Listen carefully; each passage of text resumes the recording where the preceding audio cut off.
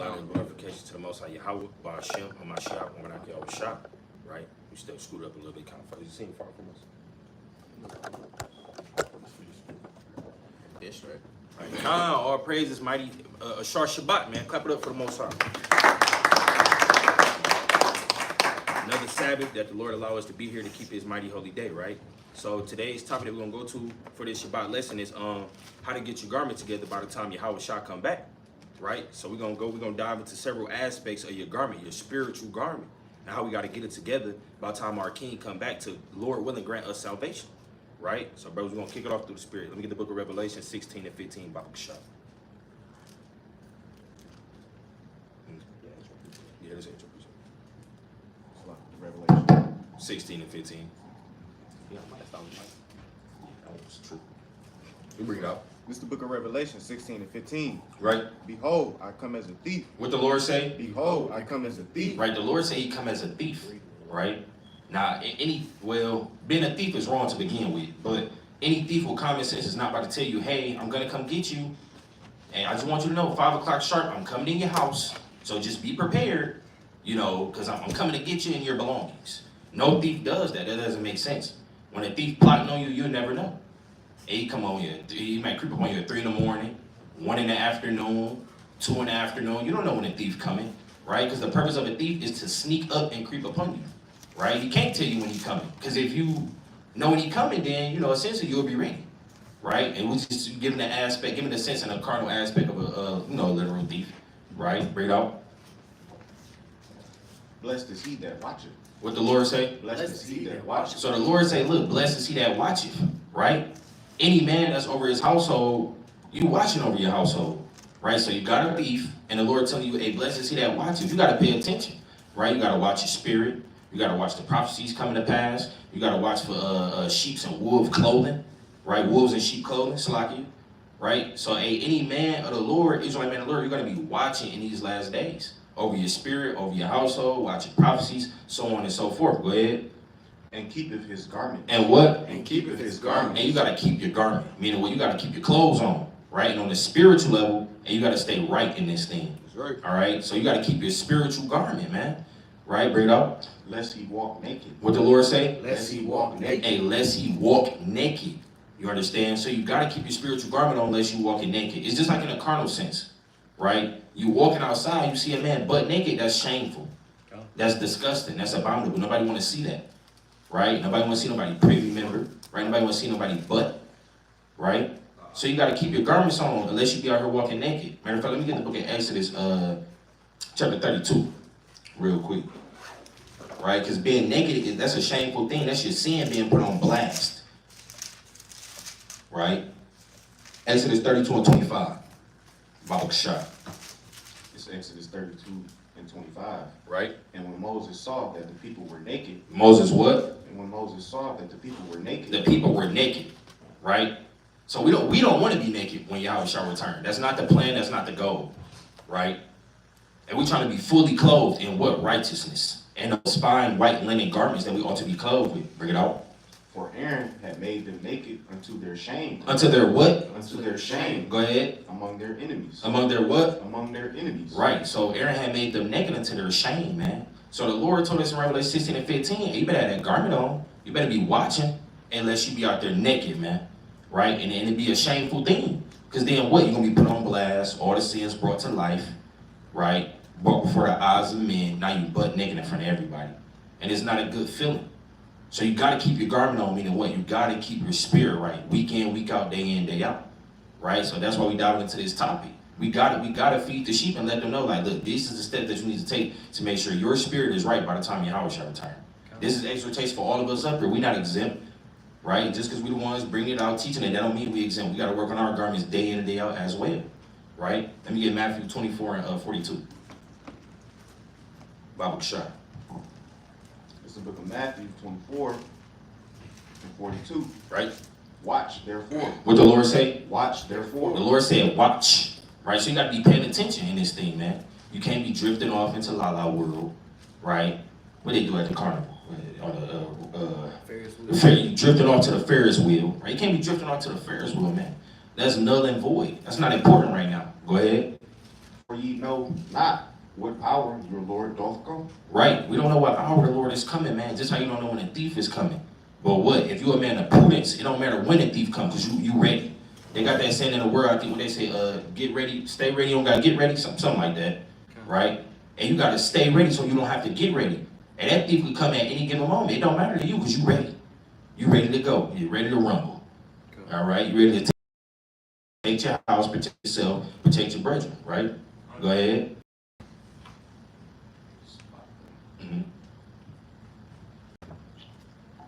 But know this, that if the good man of the house known and what watch the thief would come, right? He would have watched. He would have what? He would have watched. And he said he would have watched. So if the man in the household knew when the thief was coming, man, he would have been watching, looking out for him. You know, hey, where he at, man?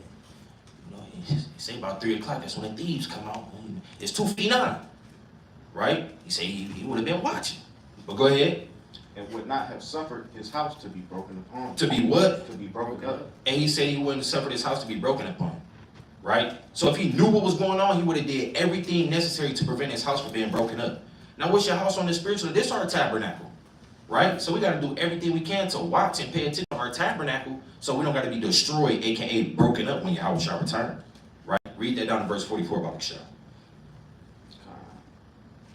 Therefore, be ye also ready. What the Lord say? Therefore, be ye also ready. Hey, the Lord said, be ready, right? And that's plain upon the tables. That is a commandment. Yahawashi told you, look, you better be ready, right? And we know how Yahawashi get down. He's not playing no games. He tell you be ready, and you better be ready, right? You better not think twice about it, right? Go ahead. For in such an hour as ye think not the Son of Man. As ye what? For in such an hour as ye think not. Ye think not. That's the point that I want right there. See, when you often la word, you ain't thinking. You ain't really considering. You're not really worried when the Lord coming, right? It said when you think not, meaning what? When you least expect it, right? Finish that out. As ye think not, the Son of Man cometh. The what? The Son of Man cometh. And the Son of Man cometh. Straight up and down, right? So we got to stay on our P's and Q's in these last days, watching our garments, man. So we can be ready when Yahweh shall return. We got to stay ready so we don't got to get ready. Let me get one more. Let me get 1 Thessalonians, the 5th chapter, Bible shot. You can start at verse 1. 1 Thessalonians 5:1. Right? Speak to my position. But of the times and the seasons, brethren, ye have no need that I write unto you. For yourselves know perfectly that the day of the Lord so cometh as a thief in the night. Right. Paul told the church Thessalonica, look, y'all already know what's going on. Right? Y'all know the Lord come as a thief in the night. So this not nothing new to Israel. Right? Israel, y'all already know the Lord come like a thief in the night. Everybody know, hey, look, no man knows the time but Yahawashi Yahawashi, right, brothers? Nobody know that time. Yahawashi don't know the time. The angels don't know the time. We don't know the pinpointed time. I can't tell no man, look, 2027, right? November the 18th at 9 o'clock he'll be back. And it's madness. Brother, you bugging out. All right? Can't nobody say that. Nobody know. Right? But nevertheless, you still got to do what it takes to be prepared in this thing. And that's why you should be even prepared more, because you don't know. The unexpected.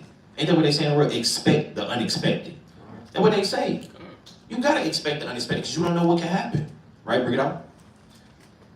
For when they shall say, peace and safety, then sudden destruction cometh upon them. What the Lord say? Then sudden destruction cometh upon them. Right, so don't get comfortable in America, man. It's going to come upon a time they're going to say, look, war's not happening no more. We made a peace treaty with China. Hey, guys, we're friends now. Right, that's what they're going to tell you. And the Lord said, it's sudden destruction cometh, man. So it's the same way we're watching over your garment. Don't get comfortable. It's chill time, you know. We chilling. And I can't trying to go bowling 3 days out the week. I mean, it's madness. We're not going bowling 3 days out the week, man. It's not time to get comfortable. Because guess what? As soon as you get comfortable, sudden destruction cometh. Right? We don't want to be destroyed. I don't know no brothers out here or brothers and sisters tuning in that just want to be destroyed. Who wake up and just think, yeah, destroy me? No, just me. No, it's madness. We want salvation. We want the kingdom. We want those crowns placed on our heads, man. That's right. Right? Bring it up. As travail. Mighty voice. As travail upon a woman with child. As travail upon a woman with child. Right? Bring it up. And they shall not escape. But ye, brethren, are not in darkness. You what? But ye, brethren, are not in darkness. And Paul said, you're not in darkness, right? We not in darkness, okay? We was in darkness in times past when we didn't know what was going on. But we're not in darkness no more, that we should be blinded and not know that we ought to be getting our garments, aka our spirits, together before Yahawashi return. Right? Bring it out. Take that down to 6, Bible shot. Therefore, let us not sleep as do others. As what? As do others. And so we shouldn't be out here asleep. The Lord told us watch. You can't watch in your sleep. Well, you know that watching they sleep. Knocked out on their back, snoring like a grizzly bear, talking about, I'm awake, I'm watching. No, you not, brother. You knocked out. All right? You got to be wide awake in this thing, watching. You can't be asleep as others do. Your friend that's in the world that keep going to the club every Shabbat, keep drinking, keep smoking, well, they sleep. All right? In the congregation of the dead, Proverbs 21:16. Right? We children of the light. Right. Lord willing. All day, every day into the chariots come get us, man. Or unless we die righteously for the Lord. Right? We got to be the children of the day. We got to have that light shining in this dark place, in this land of darkness, man. We're not in the dark. All right? Bring it up. But let us watch and be sober. And be what? And be sober. And we got to be sober, man. Right? You can't be no drunk to and fro in Islam, Catholicism, Christianity, Buddhism. Right? You can't be in all these, you can't be drunk on a spiritual level, and you can't literally be drunk. Every time brother comes to the Shabbat service, there's liquor on his breath. Brother, what are you doing? You gotta be sober, locked in, on point, ready to go. Go ahead. For they that sleep in the night, and they that be drunken are drunken in the night. They drunken in the night. They drunk in that darkness. That's it on that? Or you verse 6 yet, King? All right, that's it on that, right? Brothers got it. Kind of brother bringing it out, right? Give me the book of Zephaniah 1:8, Bible shot. Right? So we gotta be up and not sleep in the night when the Lord come back. You got it, King? This is the book of Zephaniah 1:8, and this shall come to pass in the day of the Lord's sacrifice. In the what? In the day of the Lord's sacrifice. Right, when the Lord returns, right, bring it up. That I will punish the princes and the king's children and all such as are clothed with strange apparel. Right, so the Lord said He gonna punish those that are clothed with strange apparel. Right, so if you kind of come into the Lord with a spotted garment and you're not clean, you don't have a white garment on, the Lord is gonna kind of cut you down. He gonna put you to death. Right? Go to Genesis chapter 35 and 2. Bring it up. The book of Genesis 35 and verse 2. Right? Then Jacob said unto his household and to all that were with him, put away the strange gods that are among you. Right? And be clean. And be what? And be clean. Right, so the Lord said we gotta be clean in these last days. And do what? And change your garments. And we gotta change our garments. That's right. Right, we gotta take off the old clothes, the old man, put that man to death, right, and be a new creature in Christ, right, and clean our garments, right. The last one, give me the book of Jude, chapter 1, and 23.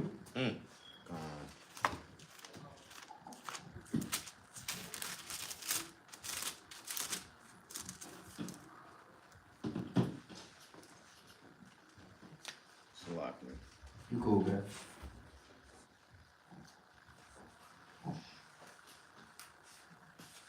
This is the book of Jude. Jude 1 and 23.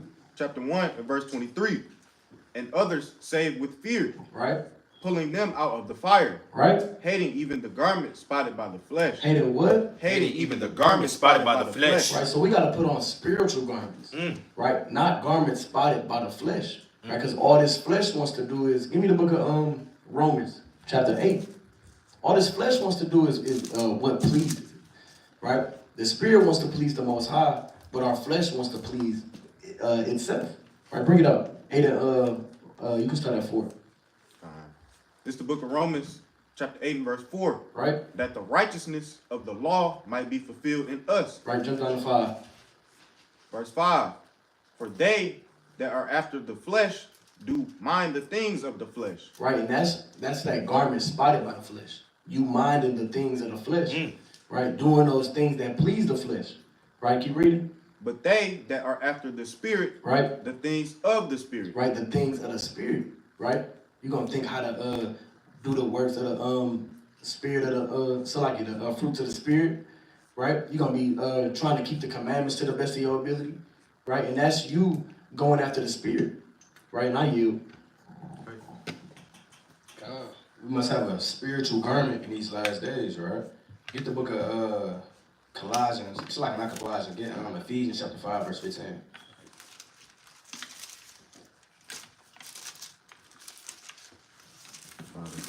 5 and 15. This is the book of Ephesians 5 and 15. See that ye walk circumspectly. We must walk circumspectly in these last days. We must have a spirit of prudence, being cautious of what we're doing in these last days, making sure our spirit is right and our head or our spirit is focused on the kingdom. We got to make sure we're kingdom ready. We got to be ready for that marriage between us and Yahawashi, right? That's right. Not as fools, but as wise. But as what? But as wise. We must be wise in these last days. Get 1 Samuel chapter 18, verse 14.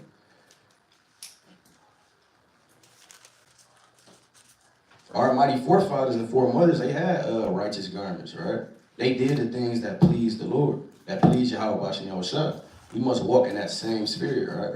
This is the book of 1 Samuel 18 and 14. And David behaved himself wisely in all his ways. And the Lord was with him. And the Lord was what? And the Lord was with So him. when you walk in wisely, the Lord is with you. When you're doing things that please him, the Lord is with you, right? Get Song of Solomon chapter 5 and start at verse number, I believe I'm on verse 2. Song of Solomon chapter 5 and verse 3. Start at 3.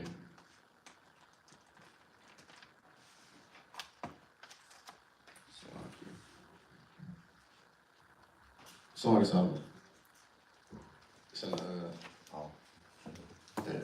We got a can. So we must have our garment white in these last days, right? We can't be covered by the filth of this world. We still got the filth of the world on our garments, right? We have to wash it, right? Do whatever we can to cleanse our garments, right? 5 and 3. Yeah, 5 and verse 3. This Song of Solomon 5 and verse 3. I have put off my coat. I have what? I have put off my coat. We have put off our coat and coming into this truth, right?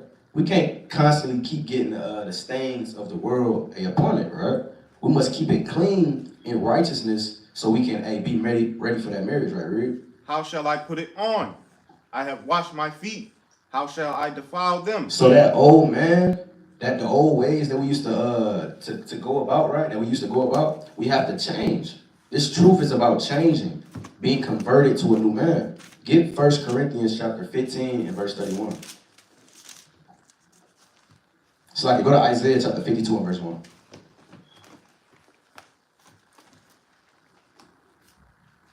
It's Isaiah chapter 51, 52 and verse 1. 52 and verse 1. Awake, awake, put on thy strength. Put on like what? Put on thy strength. Who is our strength, right? It's Yahawashi Yahawashi. That's Nehemiah chapter 8 and verse 10. Yahawashi Yahawashi is our strength, and we must walk in the spirit, right? We must put on that beautiful garment and put on that strength, right, Reed? O Zion, put on thy beautiful garment. Put on like what? Put on thy beautiful garment. All these other nations, they got wicked garments, right? They don't have the garments of Yahawashi Yahawashi. Their garments are filthy, right? And we got that garment like Joseph, that coat of many colors, right? Right. But it's just all white, right? Read. O Jerusalem. Oh what? O Jerusalem. Read. The holy city. For henceforth there shall no more come into thee the uncircumcised and the unclean. Because we're going to be finally clean in those last days, right? You got it, brother. Got a couple more. God, go to the book of Leviticus 13 and 49. Right? And the brother bringing it up. Right? We got to put away all uncleanness from us. All right? Bring it up, King. Leviticus chapter 13 and 49. Right? This is the book of Leviticus chapter 13 and verse 49. Right? And if the plague be greenish or reddish in the garment, Right? or in the skin, either in the warp or in the woof or in anything of skin, it is a plague of leprosy. Right? And we don't want to have any plagues on our garment. Right? Keep reading. And shall be shewed unto the priest. Right? Jump down to verse 51. So go to 52. Verse 52. He shall therefore burn that garment. He shall what? He shall therefore burn that garment. Right? We got to burn our worldly garment. right? We got to take away that uncleanliness from us and burn away that garment and put on righteousness, right? Now, does that mean put on an actual garment, righteousness? No. It's talking about changing your ways. Go to the book of Isaiah, chapter 1 and 16. This is the book of Isaiah, chapter 1 and verse 16. Right. Wash you. What the Lord say? Wash you. And what? Make you clean. Make you clean. So we got to make ourselves clean. Keep reading. Put away the evil of your doings. How do we make ourselves clean? Put away the evil of your doings. Right, and evil is, man, sin, right? Doing all manner of wickedness, right? So we got to put away the evil and wash ourselves and make us clean. Give me that 1 Peter 3 and 21, right? Not dunking yourself in a bath and actually cleaning yourself, right? The Lord is saying clean your garment, right? Bring it up. 1 Peter 3 and 21. The like figure whereunto even baptism doth also now save us. Right, because we do have to get baptized, right? But is that talking about going to church, right, with your pastor, and he kind of put the little hat on you, right, with the little white garment and dunk you with some water and wash you with some hyssop? No, the Lord is not doing that, right? Bring it up. Not the putting away of the filth of the flesh. What the Lord say? Not the putting away of the filth of the flesh. But what? But the answer of a good conscience toward God. Right, so you have to have a good conscience toward the Most High, right? You have to have a good spirit, right? It's not going into you actually cleaning up, hopping in the shower, and you saying you clean, right? So you have to put away the filth of your garment, right? And I yield. All right, one more real quick. Romans 12 and 2. Bible shot. Classic. This is the book of Romans, chapter 12 and verse 2. Right? And be not conformed to this world. What's having a dirty garment?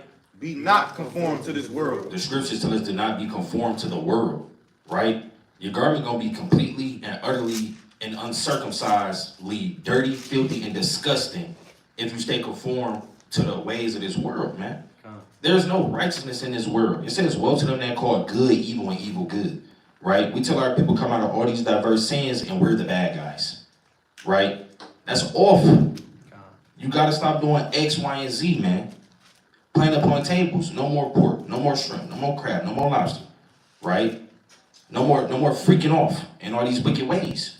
You understand? It's time to come to righteousness and not be conformed to this world. We don't care about what the world think, right? We don't care about the ways of the world. We want righteousness. Bring it up. But be ye transformed. What the Lord say? But be ye And transformed. you gotta transform. You gotta put on this beautiful, glorious garment of righteousness. You understand? It's time to be clothed with a beautiful garment now. It's time to be clothed with righteousness now. It's time to put off that former man, right, in those old wicked ways, and be transformed. Go ahead. By the renewing of your You mind. gotta renew your mind in this thing. Can't keep thinking upon those old ways and doing those old things. It's time for a fresh new mindset. That's in Yahawashi now. That's in righteousness now. Go ahead. That ye may prove what is that good. What is what? What is that It's good? time to prove what's good, man. Right? It's time to shoot for righteousness throughout the four corners of the earth and prove what is right. Because this world is wrong. Right? That's it on that. Get Psalms chapter 119 and verse 9, right? The classic. Oh, yeah. I would throw something in there. Take the heat onto the word. This is the book of Psalms. It's like 119 and Nah. Psalms 119 and 9. Beth, wherewithal shall a young man cleanse his way? Okay. Read. By taking heed thereto according to thy word. By doing what? By taking heed thereto according to thy word. We must take heed according to the word to clean our garments, right? Get Genesis chapter 3 and verse 20. It's like, leave it on 24. 3 and verse 21. All right? It's the book of Genesis 3 and 21. Unto Adam also and to his wife did the Lord God make coats of skin. Make what? Make coats of skin. And did what? And clothed them. And what? And clothed them. Now this is speaking about a sacrifice that they did to the Lord, right? But on another fold, it was clothed, right? We have to be clothed with righteousness in these last days. That's right. Get Sirach chapter 4 and verse 20. We have to be clothed with righteousness. Like the brother said, we can't just be walking around naked, right? We have to be clothed with the covering of the Lord, right? This is the book of Sirach 4 and verse 20. Observe the opportunity and beware of evil. And beware of what? And beware of We evil. have to observe every opportunity by being circumspect and prudent in these last days, right? Read. And be not ashamed when it concerneth thy soul. When something concerns your soul, you can't be ashamed of that, right? You have to make sure you're doing everything right and to gain that salvation, to gain the kingdom of heaven. You can't be doing things, you can't be ashamed of these type of things, right? Somebody kind of trying to hand you a blunt and you're scared, right? You're frantic, right? Right? Read. For there is a shame that bringeth sin, and there is a shame which is glory and grace. And you want to get Psalm chapter 15. There's a shame that bringeth sin, and there's a shame that bringeth grace, right? You want to have that shame that bringeth forth grace. You want to be ashamed of wickedness, right? To commit wickedness, right? You want to be ashamed to look upon the harlot. It's certain things you must be ashamed of, right? But you can't be ashamed of this truth, right? 15 and 2. Yeah, get 15 in verse 4. Start at 1. This is Psalms 15 and 1, a psalm of David. Lord, who shall abide in thy tabernacle? All right? Who shall dwell in thy holy hill? And this is the man and the woman that's fit for the kingdom, right? Read. He that walketh uprightly and worketh righteousness and speaketh the truth in his heart. And these are the attributes we must have as man and women that's following the Lord, right? Read. He that backbiteth not with his tongue, nor doeth evil to his neighbor, nor taketh up a reproach against his neighbor, in whose eyes a vile person is condemned. Contempt, right? We must contemn that vile person, the people of the world, right? We have to walk after righteousness. Our steps have to follow after righteousness, which is Yahawashi and Yahawashi. You don't kind of put your dirty clothes back on, right? As it says, go back to Song of Solomon, chapter 5, verse 3 real quick. I wanted to make a point on that. This Song of Solomon 5 and 3. I have put off my coat. How shall I put it on? All right? I have washed my feet. How shall I defile them? So he put away that filthy garment, right? So why put that filthy garment back on? It's not clean no more, right? When you kind of take off your dirty clothes and you put it in the dirty clothes pile or in a basket, right? Yep. You don't kind of, search through that and, find, this is my clean outfit, this is what I'm going to wear today, you feel me? You don't do that, right? You look after that righteous garment. You look at that clean fit, right? That's in the closet hanging up, right? You don't look for the dirty clothes in a dirty pile, right? You got a point? You got one more. Come on, give me Matthew 22 and you can start at 9. The book of Matthew 22 and verse 9. Right? Go ye therefore into the highways, Right. and as many as ye shall find, bid to the marriage. Do what? Bid to the marriage. Right, that's what we doing. We out here bidding our brothers and our sisters to the marriage of Yahawashi, right? And they have to be ready with that garment on, right? The righteous garment. You can't go to your wedding with a ketchup stain, right? You kind of got Sweet Baby Ray on your dress, right? Your husband gonna look at you like, what you doing, right? How you eat before what's the thing after the wedding? Reception. The reception, yeah. You ate before the reception. Got some barbecue sauce on your dress, right? Bring it up. So those servants went out into the highways and gathered together all as many as they found, both bad and good. Right, and you got bad and good people that's gonna be at this wedding as well. Right, bring it out. And the wedding was furnished with guests. Right, and the wedding just represents Yahawashi's return. That's right. Right, but keep reading. And when the king came in to see the guests, he saw there a man which had not on a wedding garment. Yeah, what? Not on a wedding garment. Right, and you can't go to your wedding with some cargo shorts, right? In a crop top, right? And thong sandals, with socks on, with the thong sandals, right? And a white beater, right? And the Lord not dealing with that. He said, hey, bring it out one more time. He saw what? He saw there a man. He saw there a man which had not on a wedding garment. Right, and you don't want to get caught without your wedding garment on. Right, keep reading. And he said unto him, friend, how camest thou in hither not having a wedding garment? And he was speechless. And he was what? And he was speechless. Right, he was confounded. Right, when the Lord said, hey, where your wedding garment at? Right, so you don't want to be this man, speechless. Right, keep reading, because this is what's going to happen to you. Then said the king to the servants, bind him hand and foot, right? and take him away, And do what? and cast him into outer darkness. Right, you're gonna get cast into outer darkness. Right? You got a nuke with your name on it. Right? You're gonna get cast into that lake of fire. Right? Keep reading. There shall be weeping and gnashing of teeth. And there shall be weeping and gnashing of teeth. Right? And I yield on that. Real quick, let me get Matthew 25 and 30. This is the book of Matthew 25 and verse 30. Let me back off the brother real quick. And cast ye the unprofitable servant. The what? The unprofitable servant. If you're gonna sit there and let your garment be busted and disgusted, you're an unprofitable servant. That's It's just plain upon tables. If you're not gonna try, you gotta at least try. You just, spiritual hygiene, like the brother said. We ought to been, little Jake before, bad little Jake. You kind of run outside playing around all day at the little barbecue or whatever, right? You played in the dirt, right? You kind of grass stains, right? And then you go get you a little burger, ketchup mustard spilled on your shirt. Then you had you a little Kool-Aid jammer that got on your shirt too. I mean, you just filthy.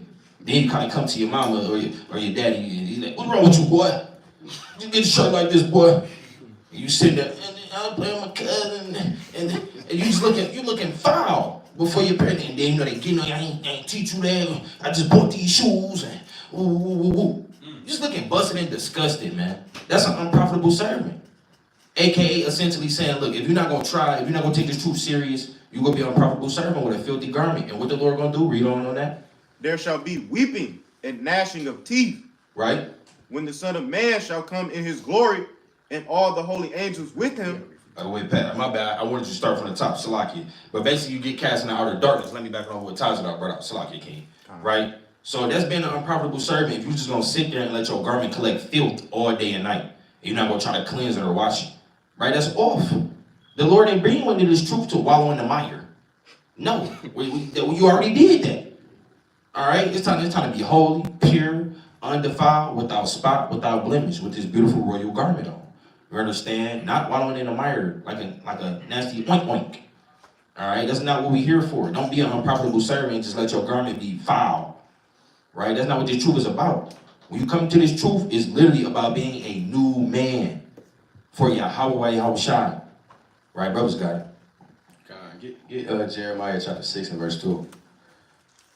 It's the book of Jeremiah, chapter 6.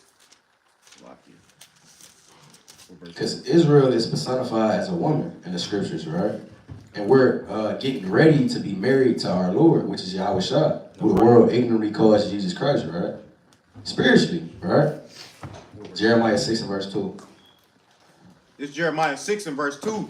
I have likened the daughter of Zion to a comely and delicate woman. Right? So Israel is that comely and delicate woman, right? And the Most High is giving us to be a wife to a Yahawashi, right? Get Revelation chapter 19 and verse, start at verse 7. Yeah. 7. Yeah, start at verse 7. This is Revelation 19 and 7. Let us be glad and rejoice and give honor to him. For the marriage of the Lamb is come, and his wife. And his what? And his wife have made herself ready. He say he had made herself ready, right? If you're not ready, during the Lord's return, you're gonna be without that wedding, right? You're gonna be knocking on the doors, right? And the Lord gonna say, I never knew you, right? Read. And to her was granted that she should be arrayed in fine linen. And what? In fine linen. Clean and white. Clean and what? Clean and white. You must be clean and white. A white is symbolic for a righteousness, right? For purity, right? Then they say the elect, they're going to be without guile, right? In the book of Revelation, chapter 14, 1 on down, right? So the elect woman, she has to be without guile, without those blemishes. Give me Sirach chapter 36 and verse 21 real quick. This is the book of Sirach 36 and verse 21. A woman will receive every man. So I could get verse 22. Yeah, 22. Verse 22. The beauty of a woman cheereth the countenance. Do of what? Cheereth the countenance. We want to cheer in Yahawashi's countenance in that day, right? We want to make sure we're beautiful in that day to please him, right? Because we are his wife, according to the scriptures, right? Read. And a man loveth nothing better. And a what? And a man loveth nothing better. He loved nothing better than that clean wife. One that's he want that one that's clothed in fine linen, right? That's pure, that's righteous. You got a point on that though? Yep. Go ahead. You got it. Let me get Jeremiah 3:14, Baruch Shah. It's the book of Jeremiah, chapter 3 and verse 14. And it reads, Turn, O backsliding children, saith the Lord, for I am married unto you. What the Lord say? For I am married unto you. And look, we married into the Lord. All right, playing upon tables. Right? Now, let's put it into perspective. We married into the Lord, we his wife, right? And us as brothers, you know how you want your woman to appear. Right? You're gonna keep it plain. All right? So if you want your woman to appear before you beautiful, holy, undefiled, respectful, chaste, submissive, what you think the Lord expect from you? All right? See, Jake want to get on Eve all day. My wife, this, my wife, that. Well, brother, what about you? You a wife unto the Most High. Right? Yeah. We got to get it together too. We got somebody to submit to. And that's the Lord and his son, man. Playing upon tables, man. Bring that back out in Matthew 22, 11 through 14. Baruch Shah tells that I brought out. Make a point on that real quick. You got precept anything wrong? Okay. Slocky, you wanted 11 or 12? Matthew 22, start at verse 11. It's Matthew 22 and 11. Right? And when the king came in to see the guests, To see what? to see the guests, Hey, Yahawashi and the angels, they always looking. They trying to see the guest. All right? We the guest. All right? You coming to check us out. We got to examine ourselves via self-examination. Right? And the Lord is always watching us as well. Right? Bring it out. he saw there a man which had not on a wedding garment. Now look, out of these guests, he's seeing this person that didn't have no garment on. Right? Now what you think that means? Do you think a man literally was butt naked at the wedding? No. He wasn't clothed with the right apparel. Zephaniah 1:8, man. Yahawashi kind of looks at me. What does this guy got going on? Like brother Bartley got a beater on, right? He got the uncle at the so-called barbecue fit on, right? The sandals with the cargo shorts and the button up and a straw hat, right? Asking for a damn Bud Light, right? Bring it out. And he saith unto him, Friend, how camest thou in hither not having a wedding garment? Like, why you got no wedding garment on, man? What's up? What's going on? So it's the same thing when Yahawashi return. If you're not in the right spirit, if you wicked, you wasn't repenting, you wasn't reading, praying, fasting, studying, trying your best to give your all to Yahawashi, he gonna look at you and say, what's the deal, man? What happened? Right? Go ahead. And he was speechless. And he was what? And he was speechless. He was damn speechless, man. Right? He kind of like that unprofitable servant back in Matthew 25. He kind of said, look, I know you're an austere man, and that's all I got. I just know you're me, man. Right? It's all you got to say. It's speech. And then too much to talk about. Right? Bring it out. Then said the king to the servants, Bind him hand and foot. Do what? Bind him hand and foot. Amen. Wrap him up. All right? Get him out of here. All right? It's kind of like when you get, no folly, when you get booed out the club. Right? You got the bodyguards, they hem you up, you dangling with your feet in the air. Get on. Right? You got booed out the club, man.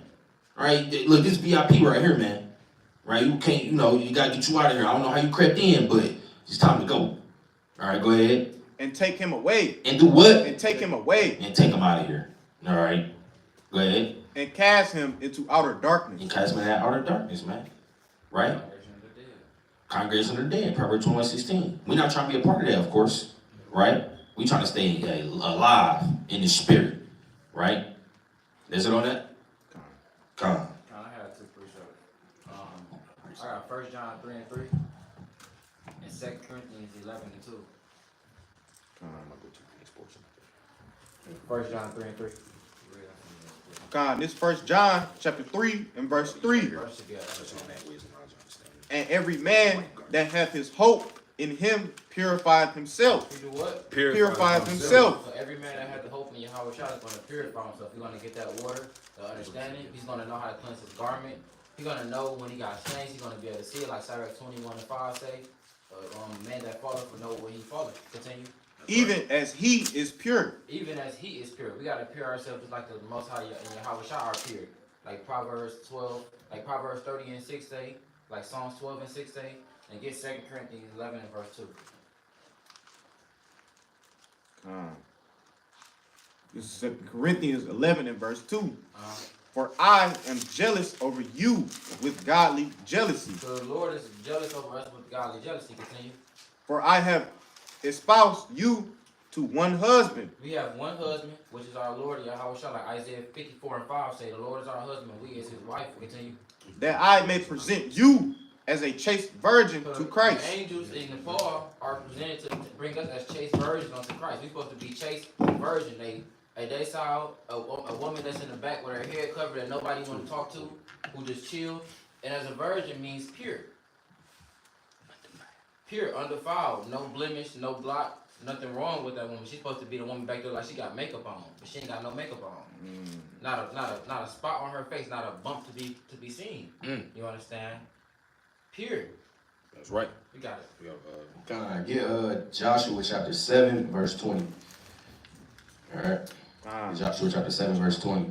It's Joshua 7 and verse 20.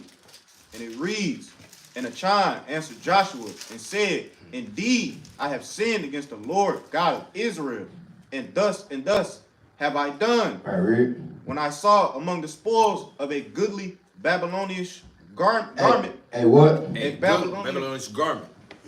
A goodly Babylonian garment, right? You don't want to have the garment on of America, right? You kind of got the 50 stars and the 13 stripes, right? Yeah. You got that on your garment, right? You don't want to have that Babylonian garment when the Lord come back, right? Read.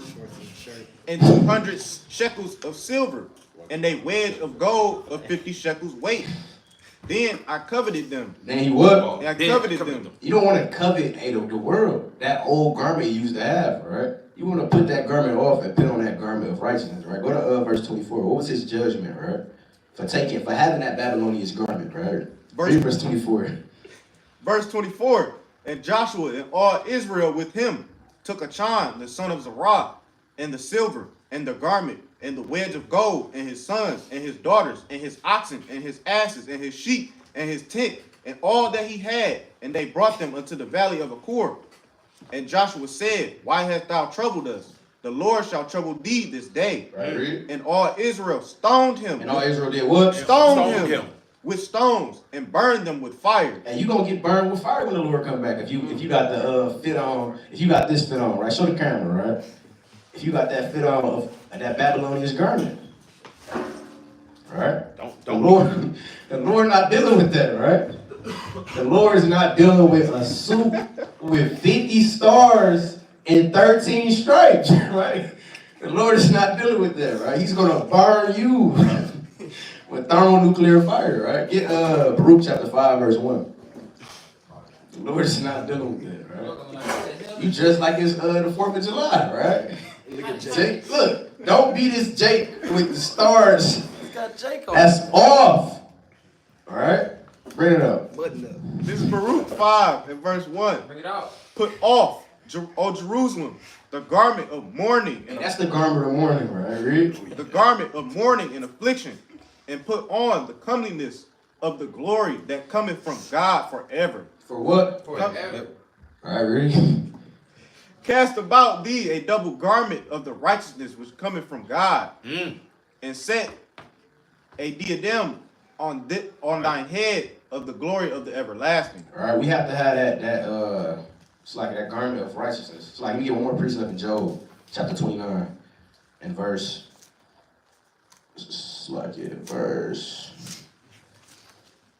Go to verse 6. This Job 29 and verse 6. When I washed my steps with butter, and the rock poured me out of rivers of oil. It's like go to 14. Start at 13. Verse 13. The blessing of him that was ready to perish came upon me. Right, because Job, he was out there helping the people, right? And Job had an elect spirit. He was doing everything profitable for the nation, right? Read. And I caused the widow's heart to sing for joy. I put on righteousness. I did what? I put on righteousness. What did Job do? I put on righteousness. And what? And it clothed me. But my judgment was as a robe and a diadem. Diadem, right? Diadem. See, Job was clothed with that righteousness of the Lord, right? What you got it there, brother? Let me get the book of Ecclesiastes 9 and 8 real quick. This is the book Classic. of this is the book of Ecclesiastes 9 and verse 8. Right. Let thy garments be always white. What the Lord say? Let thy garments be always white. And you gotta let your garment always be white. Represent that what? That righteousness. Right? Now look, we already know, we're men, right? We're in the flesh. We make mistakes sometimes. We fall short. We go off from time to time. But nevertheless, that's not an excuse for your garment to be abominable and filthy and uncircumcised. All right? We still got to try day in, day out, week in, week out, year in, year out. And it's true. Right? And we got to try to keep that thing white as possible. You understand? Like, just think about it like this. Like, when your whites get dirty, you do what? You bleach it. Right? Bleach is a cleansing agent. Hey, this word gotta bleach that filthiness off you, man. Right. This word is a cleansing agent. That's right. Right? The blood of Yahawashi, that's a cleansing agent. The spirit, it's a cleansing agent. It cleanses you from the filth of that old man. Right? Why you think we gotta go through the fire? Let me get Isaiah 48 and 10 real quick. Sometimes, bleach ain't gonna do it. You're gonna have to get burned. Right? This is when you gotta get put through that fire, through that furnace. Bring that out. Isaiah 48 and 10. Yep. This is Isaiah chapter 48 and verse 10. Right? Behold, I have refined thee. I have what? I have refined thee. The Lord said he refined us, man. Go ahead. But not with silver. Right? I have chosen thee in the furnace of affliction. And what? In the furnace of The affliction. Lord said he chose us in the furnace of affliction. Right? So how we get cleansed and put off that filthiness or our garments could be white. We go through affliction. We go through trial and tribulations. Right? That's another way we get cleansed and refined in this truth. This truth not easy. It's not just a cakewalk. You got deep waters to the one side and fire to the other. This is what it is. Right? And if anybody know anything about bleach, you put raw bleach on your skin, it burns. All right? And you know that bleach burn. That's that fire. It's about to clean you, boy. Right? And you got to get clean in that fire sometime. That's another way you got to cleanse and purge your garment. Going through this fire. That's what the Lord doing to us on a daily basis, coming into this truth. Right? Let me get, let me go to Ecclesiastes 9 and go back to that Bible shop. This is the book of Ecclesiastes chapter 9 and verse 8. Right. Let thy garments be always white. Right? And let thy head lack no ointment. What the Lord say? And let thy head lack no ointment. And our head can't lack no ointment. That's another aspect I want to touch on as well, getting ready for this wedding, for this marriage. Well, I'm gonna just keep it playing with you. No idiots at the marriage. Straight up and down. No idiots and dum-dums at the marriage. Right? The Lord not dealing with that. Right? That oil represents wisdom, knowledge, and understanding as well. You think the Most High just want a dumb wife? It's an idiot. A light woman. They're not dealing with that. So not only do you got to be clothed in all right and righteousness, you got to have wisdom, knowledge, and understanding as well. Right?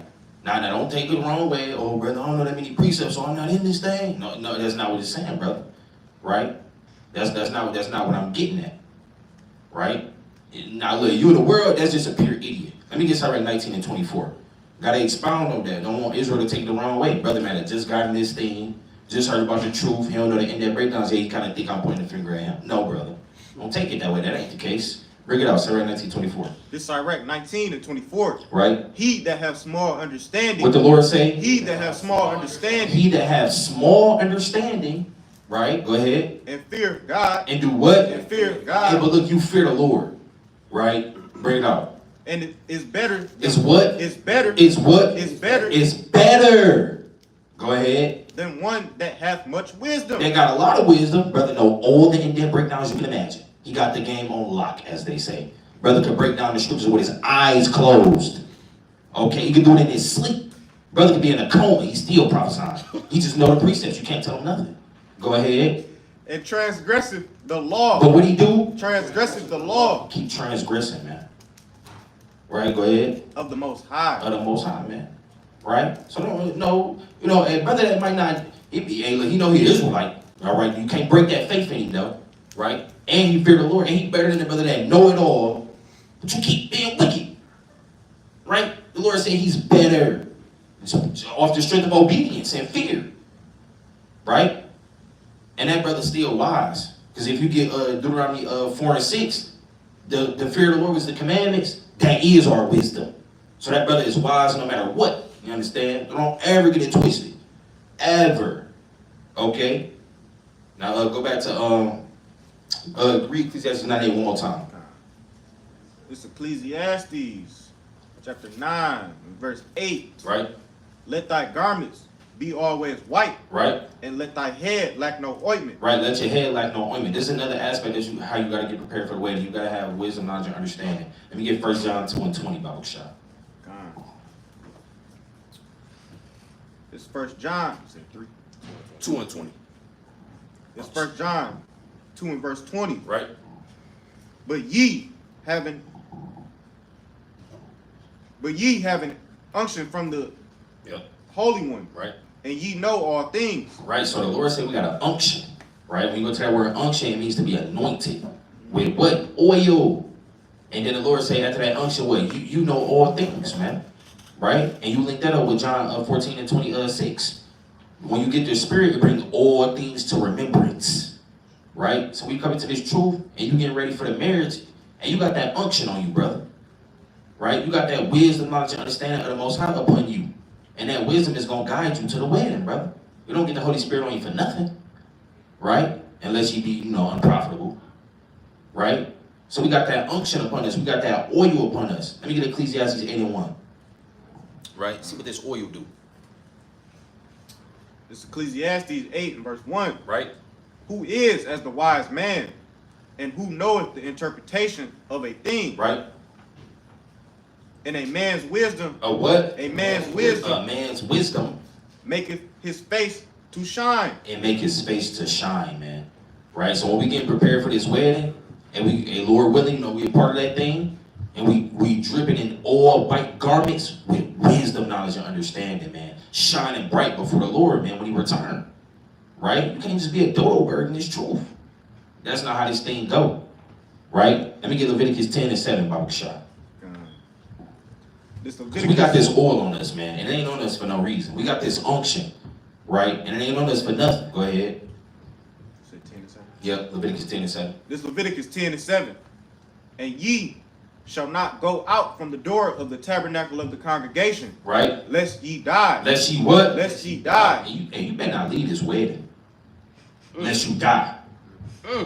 You can't. You just can't. That's a commandment. The Lord just told you don't leave. Because if you leave, you're going to be naked, like in Matthew 22. You're going to be casting out of darkness. You're going to die. Twofold. Spiritually dead, then carnally dead. Right. So you cannot leave from the door of the tabernacle. You can't leave this wedding, brother. Sister, you can't leave this wedding. Once you in this thing, it's a wrap. You signed the deal in righteousness. What they say, death. All right, this covenant. You see what they say? Death row for life. Oh, see that? See that? No. Right? Well, this is for life. Right? Bring it out. For the anointing oil of the Lord is upon you. What's that unction? The anointing oil of the Lord is upon you. And the anointing oil of the Lord is upon us, man. We can't leave. We can't go nowhere. We got this unction on us, man. I think this unction on us just for the fun of it. Yeah, drop oil on them. And, if you're bored, you can just drop oil on the saints, No, that's not what's going on up there, man. Right? That's not how it's going down. We got this unction on us for a reason. So we can make our calling election short and get to this wedding, man. Right? And we can't leave unless we die. We don't want to die. Unless it's in righteousness for the Lord, being persecuted, man. Like the fifth seal go into. Right? Let me get one more. Let me get Exodus 34 and 29. God, it's Exodus 34. At verse 29. And it came to pass when Moses came down from Mount Sinai, right, with the two tables of the testimony in Moses' hand, when he came down from the mount, that Moses was not, that the skin of his face shone while he talked with him. Right. So Moses' face was shining while he was talking with Yahawashi, man. See that? Right? Blinging. Because he was glowing with so much oil upon him, man. So much wisdom, knowledge, and understanding. You read about that in 2 Ezra, the 14th chapter, verses 1 all the way down to 6. He told him the beginning, the end, prophecies, the law, you name it. And he kind of was diving into that thing with him, man. Right? And we know Moses the elect. We know he's going to be at the wedding. We know his garment was exceptionally beautiful. Got the invitation. Right? Kind of got the invitation. Right? And he was bedazzling in wisdom, knowledge, and understanding, clothed with righteousness, man. Right? Playing upon tables. Right? So, hey, look, when it comes to being a part of this wedding, we want to be clothed with righteousness, right? Jude 5:2, Ecclesiastes 9:8, right? And we want to be clothed with wisdom, knowledge, and understanding with that oil upon us as well, man. Right. Right? And don't forget, you cannot lead a wedding. You better not walk out that wedding at all. Right, brothers? Got it. I got a quick point. Because that Holy Spirit, that oil is our invitation. It's up to us, you know, like what we do with it. You feel me? If we using it the right way, like the 10 virgins in Matthew, right? So we must take care of this oil and do what we have to do to reach the kingdom of heaven, right? We have to make ourselves a kingdom ready, right? You got it, brother.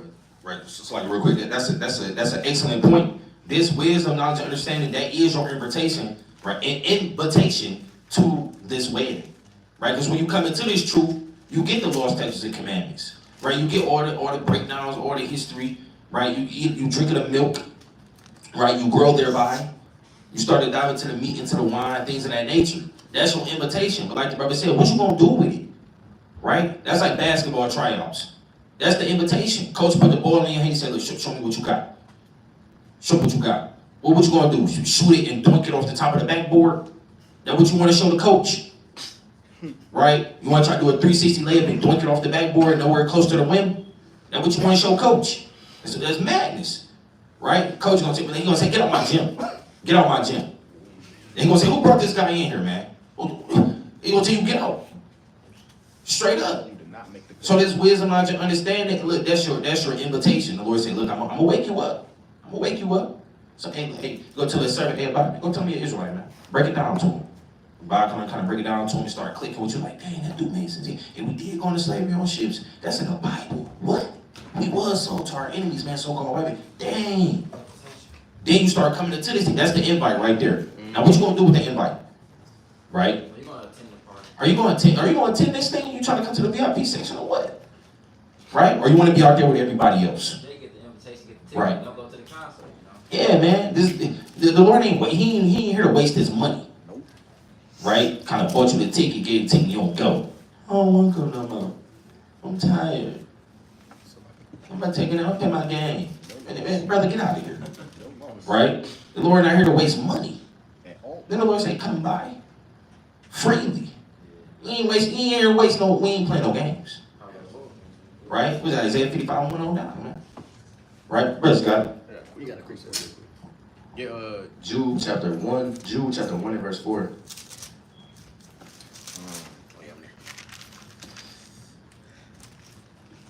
Jude 1 and 4. It's about Revelation.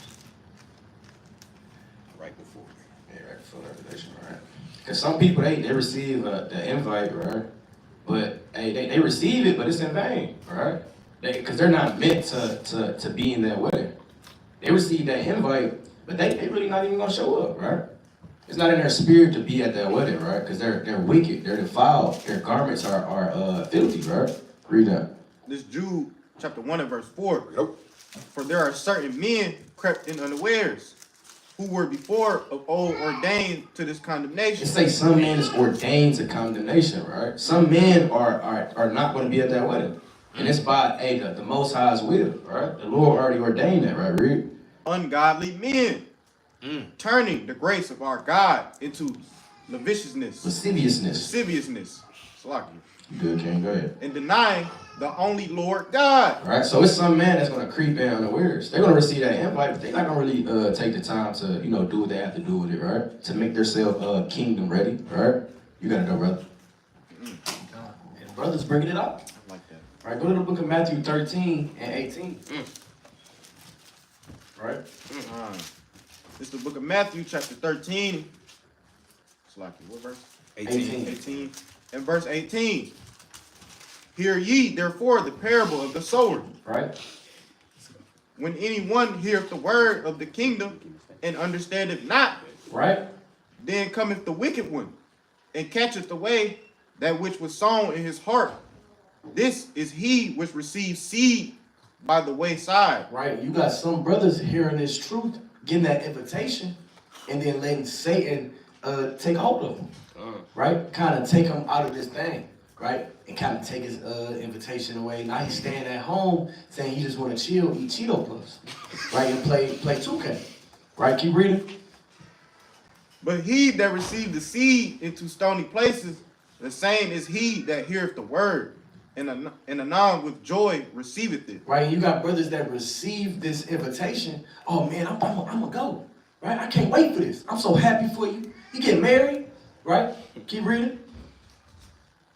Yet hath he not root in himself, Right? but dureth for a while. Right? You're gonna endure for a while, but what? Keep reading.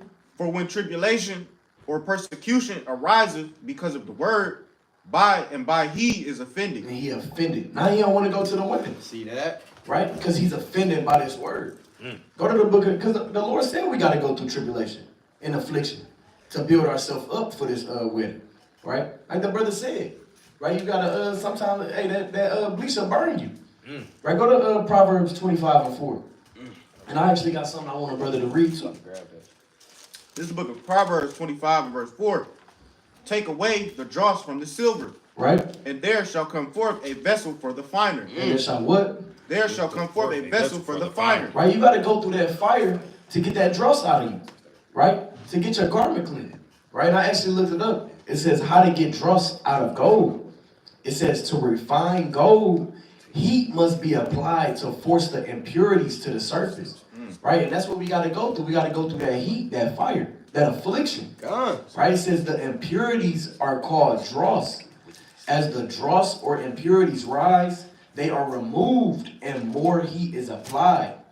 This process continues and continues, and continuous heat is applied and reapplied. Right? The Lord said this affliction gonna keep coming. Right? Because you got to get that dross purged out of you. And then it says until the gold is pure. Right? And then you're going to be a pure, righteous man of the Lord. Right? Give me Matthew 9:16. Right, this is my last one. It was more on that if you wanted to keep it on. No, you cool. 19 and 16? 9:16. 9 and 16. Right, so we got to go through this fire, take this affliction to the head, right, and keep moving, right, and put away all of our past man actions, right. If you got ears to hear, right, bring it up. This Matthew 9 and 16. Right. No man putteth a piece of new cloth unto an old garment. Right. Hey, no man, no man is gonna take an old garment and put it together with a new garment, right?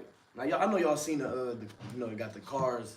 They be having one door color blue, but the car black, right? The bumper be red. And the bumper red. You know, you got a clown car, right? The Lord not dealing with you having you got a blue sleeve, right? You got a Nike one side of the garment and the other side Adidas, right? The Lord is not dealing with that, right? Read, King. For that which is put in to fill it up taketh from the garment. Right, and that's gonna take them from the garment. You can't be a 5%er and an Israelite, and got a kufi on with a orange beard. You can't be a Muslim, right, in Islam, trying to be an Israelite as well, kind of saying Allah with the Most High name. Right, that's all. That's folly. Right, keep reading. And the rent is made worse. Right, and you're gonna be made worse. Right, keep reading. Neither do men put new wine into old bottles. Right, you're not gonna put new wisdom into your old wisdom. You're not gonna what is it called? You're not gonna put it together. I'm just saying. You're not gonna mix doctrines, right? Keep reading. Else the bottles break, and the wine runneth out, and the bottles perish. But they put new wine into new bottles, right? And both are preserved. And both are preserved. So you have to be a new man in this truth and put that new wine, which is the scriptures, right inside of you, and take away all of that old wine, which is the worldly doctrines and philosophies and ideologies of Esau, right? And you got to take that out of you, right? And I yield. You got it, King. And I had a point. I looked it up on Google. It says, how do you get white stains? How do you get stains out of white clothes? It says hot water. That's saying through the spirit. How do you get stains out of your white clothes? If you want to get a deep stain, a mustard stain out of your white clothes, you're supposed to wash it in actually hot water. You understand? So if we got a spiritual garment, and only way we're going to get refined is if we get put through fire. So we got to actually put our garment in hot water, like Isaiah 4:4 say. But I got Genesis 35 and 1 I want you to bring out. Yeah. But that's the spirit.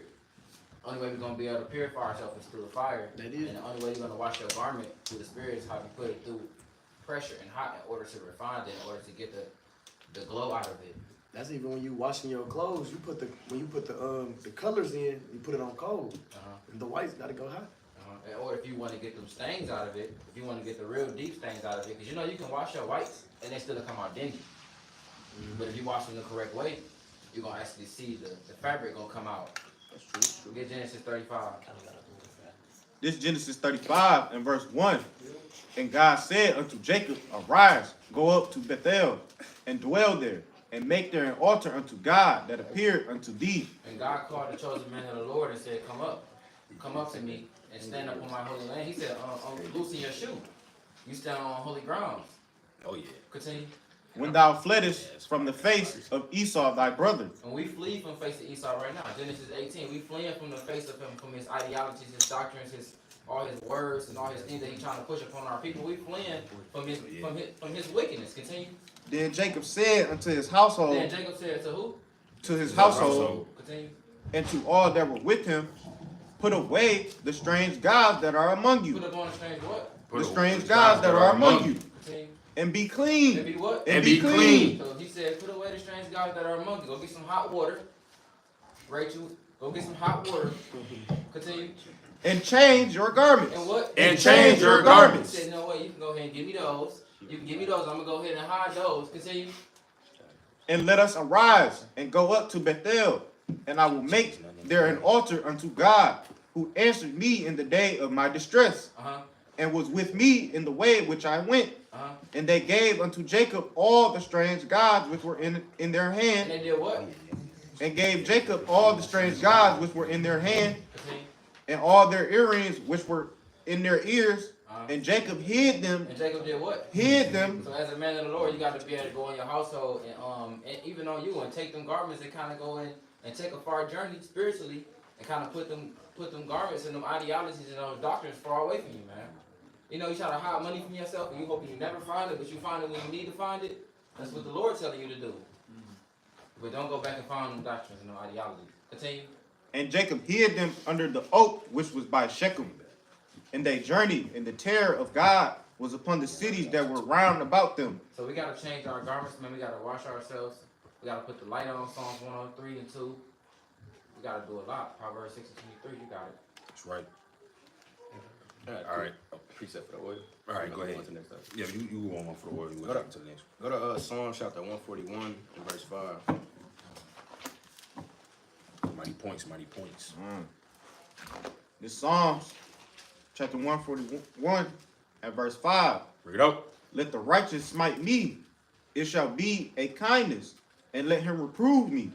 It shall be an excellent oil, which shall not break my head. So that reproof, that you been rebuked, you been corrected by righteous men of the Lord, that's that oil as well too. That's how you get a kingdom ready, by rebuke, right? Get Proverbs real quick, 5 and 20, the second from last verse. 22. Yeah, the second from last verse, Proverbs 5. 22. Yeah, bring it out. God. This Proverbs 5 and verse 22. His own iniquities shall take the wicked himself, and he shall be holden with the cords of his sins. All right. He shall die without instruction. He shall what? He shall die without instruction. If you're not seeking that oil from righteous men to be rebuked, right? To receive that oil, you're going to die without instruction, without discipline, right? Read. And in the greatness of his folly, he shall go astray. You're going to be led astray if you're not, if you're rejecting instruction, right? If you're rejecting reproof, right?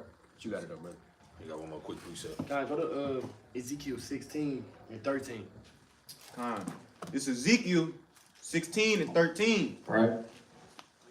Thus wast thou decked with gold and silver, Right. and thy raiment was of fine linen. And our what? And our raiment was of fine linen, And what? and silk, embroidered work. Right. So we got to be, our raiment has to be fine linen and silk. Right. Bring it up. Thou didst eat fine flour and honey and oil, And we got to eat of the honey of this truth. Right. Keep reading. and thou wast exceeding beautiful. And thou didst prosper into a kingdom. And we would. And thou didst prosper into a kingdom. Right, so when you eat the oil and the honey of this truth, hey, you're going to prosper into a kingdom. Right, we're going to get the kingdom of heaven, and the Lord is going to save us out of the land of our captivities. Right? And I yield on that. Let me get Exodus 19:6 Bible shot. Working up. All right, so back out, whatever. It's Exodus chapter 19 and verse 6. Right. And ye shall be unto me a kingdom of priests and an holy nation. These are the words which thou shalt speak unto the children of Israel. Right. So diving into the next aspect of this thing, as a nation, we a nation of kings and priests, man. Right. Let me get Revelation 1:6. So on another level, when it comes to the actual priests, you know, Aaron's lineage on sea line on out, they had to be arrayed with very beautiful garments, right, to minister before the Lord in the tabernacle, right? But on the spiritual level, and our garments got to be just as beautiful as theirs was, even on a carnal level. That's right. And that's the next aspect we're gonna dive into, because we a nation of kings and priests, right? And then Aaron's rod butter, right? In Numbers, like the brother was mentioning. So they had to have very beautiful garments on a carnal level, but this applied to us on a spiritual level as well. Break it out. This is Revelation 1 and verse 6. Right. And have made us kings and priests. What the Lord say? And have made us kings and priests. We're kings and priests. So although these things in context pertain to Aaron and his seed line on a carnal level, on a spiritual level, they pertain to us as well. Go ahead. Unto God and his Father. Right. To him be glory and dominion forever and ever. That's Amen. right. Let me get Exodus 28 and 40. Bible shot.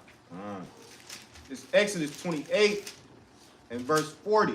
And it reads, and for Aaron's sons thou shalt make coats, and thou shalt make for them girdles, and bonnets shalt thou make for them, for glory and for beauty. For what? For glory and for beauty. So on a carnal level, these things was made for Aaron and his sons for glory and for beauty. Right? But we a nation of kings and priests on the spiritual level, our spiritual garment has to appear before the Lord when it comes to this wedding for glory and for beauty. Right? Clothed with righteousness. Clothed with wisdom, knowledge, and understanding. Clothed with obedience. Right? These are things that pertain to your spiritual garment. How your spirit got to be in order by the time our king return. Right? And in that same chapter, go up to verse 36. Baba Kishah. Verse 36. And thou shalt make a plate of pure gold. Right? Engrave upon it, like the engravings of a signet. Holiness to the Lord. What we got to be? Holiness to the Lord. So we got to be holy and pure unto the Most High. Go ahead. And thou shalt put it on a blue lace, that it may be upon the mitre. Upon the forefront of the mitre it shall be. Hey, upon the forefront of that mitre, man. And holiness got to be right here at the forefront of your mind. Straight up and down. Right? And this was part of the beautiful things that Aaron had to be arrayed in to minister before the Lord. Right? Let me drop down to verse 42 real quick. Verse 42. And thou shalt make them linen breeches to cover their nakedness. To do what? To cover their nakedness. Hey, Aaron, they had their nakedness covered. And that's on the carnal level. Didn't the Lord say, unless you walk naked in the shame in Revelation 16 that we brought up? That's right. Right? So you got to have your nakedness covered up. Straight up and down. Right? Let's get another one in that chapter. We're going to bounce around a little bit. No matter of fact, just go ahead, go to Sirach. Go to Sirach 45 and 7 through 12. We just go skip to it. So these is how Aaron's garment had to be on a carnal level. Beauty and glory. So our spirit got to be beautiful, glorious, righteous, undefiled, without spot, without blemish, before the Most High Son when his wedding get here, when he return. Go ahead. This is Sirach 45 and verse 7. Right? An everlasting covenant he made with him. Right? And gave him the priesthood among the people. Right? He beautified him. He what? He beautified him. He beautified Aaron on a carnal level. But we are priests as well. Meaning what? Our spirit got to be beautified before the Lord and for this wedding. Our garment has to be beautified. Same way Aaron's carnal garment had to be together. Well, look, our spiritual garment got to be together. That's just what it is. You got some brothers that may say, well, I'm not a priest. They ain't got nothing to do with me. Aaron's not my dad. Brother, where your mind at? Kingdom. Right? We a kingdom of priests, man. Right? Straight up and down. And this is just how they had to be on a carnal level. This is what the Lord commanded them to be on a carnal level. Hey, Aaron, look, I just want you to look like a bad Mama Jack while you doing your thing, in the priesthood. I want you to look beautiful. Put these garments on. Put this ephod on. Put this robe of blue on. right? Put these breeches on, right? Just on a carnal level. But you think that's it? You think that's the end of it? And just look nice, and you know. No, man, it's deeper than that, right? And your spirit got to look beautiful before the Lord. Your garment got to look beautiful before the Lord when Yahawashi return. Go ahead. He beautified him with comely ornaments. With what? With comely ornaments. With comely ornaments, man. Right? We got to be beautified with comely ornaments. What's a couple spiritual ornaments? Wisdom, discipline, right? Patience, and fruits of the spirit. Joy, right? No, what's one, brother? Happy, right? Joyful. Meekness. What the brother say? Commitment. And you got to be committed. That's right. You say elder? You got one elder? You got it, brother. Commitment. You got to be committed in this thing, man, like the brother said. That's right. You got to be dedicated to keeping your garment together. How about that? Diligent. Right, go ahead. And clothed him with a robe of glory. And clothe them with a robe of glory. And you better have that garment of glory ready. About time Yahawashi shall return. Go ahead. He put upon him perfect glory. Perfect glory. And strengthened him with rich garments. Woo-hoo. He said he strengthened him with rich garments. With breeches. With breeches. With a long robe. With a long robe. And the ephod. And the ephod. And he compassed him with pomegranates. And with many golden bells round about. And he had the golden bells round about the bottom of his garment, man. Fringes looking magnificent. Right? You take it down to verse 12. You cut it at that.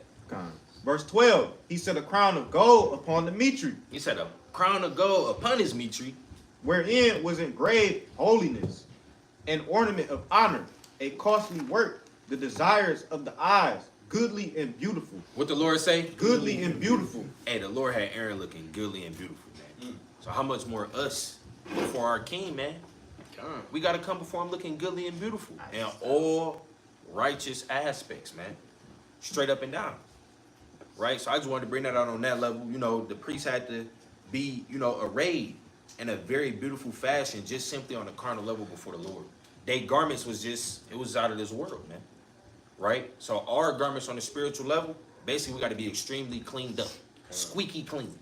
Right? Beautiful, fine, white linen. We got to be beautiful before the Lord, man. Right? Brothers got it. All right, give me Hebrews 7 and 15 real quick.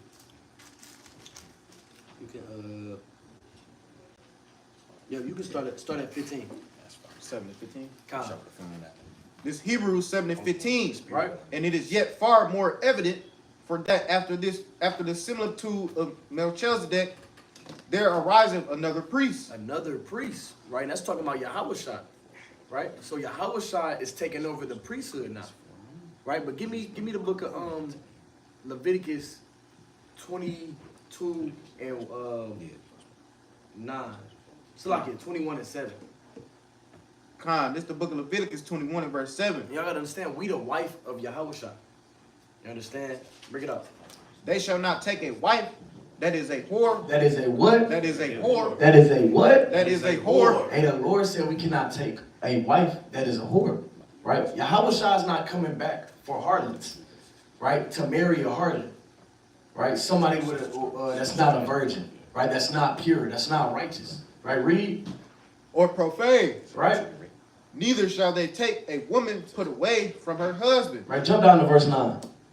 Verse 9. And the daughter of any priest, right, if she profane herself by playing the whore, right, read, she profaneth her father. Right, and we profaning the Lord when we be a whore. We got our unrighteous apparel on, right? You got the appearance of a whore when you read Proverbs 5. Yep. Right, keep reading. She shall be burnt with fire. What's gonna happen to them? She shall be burnt with fire. Right, and if you a harlot when the Lord come back, because the Lord is not marrying a harlot, right? And He's that priest, right? That's gonna be married, that we're gonna be married to. So hey, if you're profane, right, and you're playing the whore when the Lord come back, right, dealing with all these other doctrines, right, and area doctrine face, you feel me? Right, you're gonna be burnt with fire. Right, I got one more. Give me Ezekiel 16 and 15. I think that's what I want. This is Ezekiel 16 and verse 15. Right, read. But thou didst trust in thine own beauty. What did Israel do? Trusted in his own beauty. Right, Israel trust in their own beauty. right? They don't go to the clothes store where the Lord own.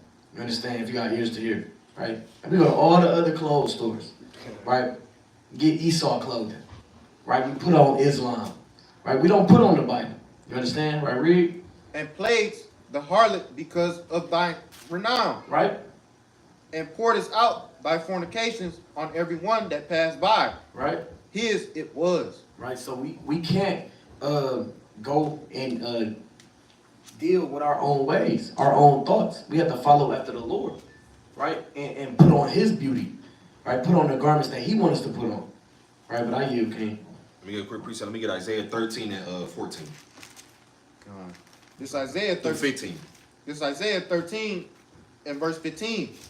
Every one that is found shall be thrust through. Start at 14. Salaki, 13 and 14 to 15. So let me back off what Tazalak said about what you said, something about joint to a harlot, something like that. God. Go ahead.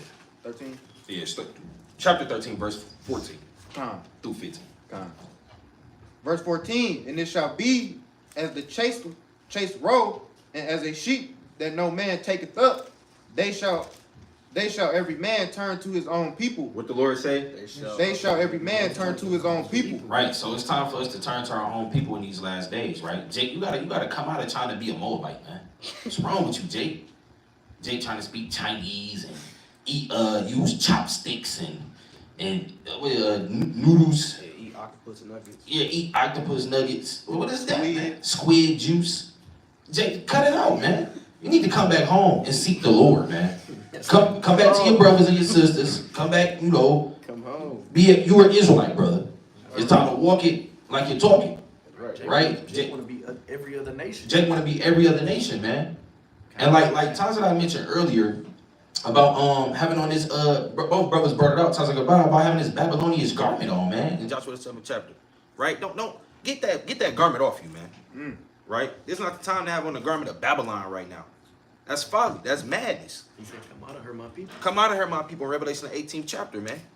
Right? So is this not the time to be joined to Elon? Eve kind of want to put a red dot in her head.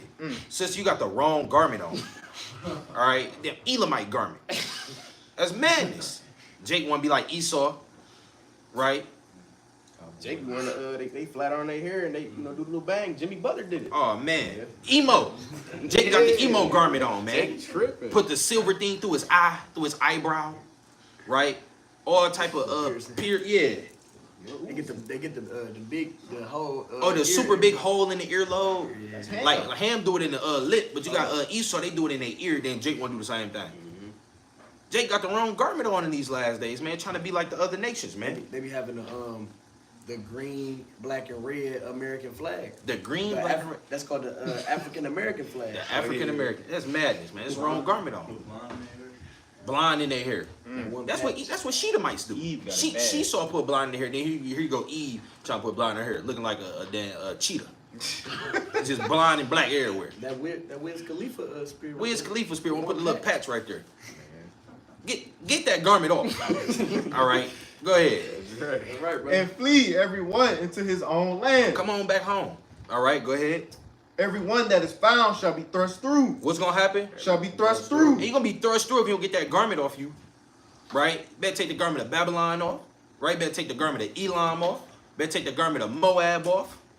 Come up out of these wicked and diverse garments, man. God. Right? Go ahead, you finish that out. And every one that is joined unto them shall fall by the sword. And you're gonna fall by the sword, you keep that filthy garment on. Because last time I checked, the other nations, they way of life is not like the Lord way of life that he gave to the Israelites, man. Right?